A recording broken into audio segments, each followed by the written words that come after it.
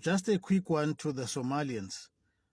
Please bear in mind, on 30th of June, don't think that you'll lock the shop and pretend as if you are gone.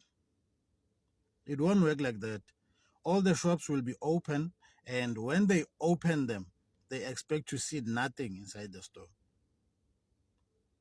They expect to see nothing inside the store.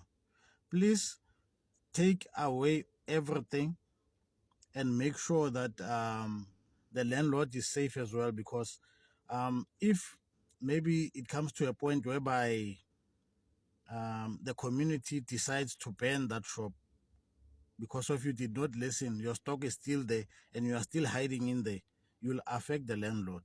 Landlords, also you guys, please make sure that the Somalians are gone and make sure that the stock is all out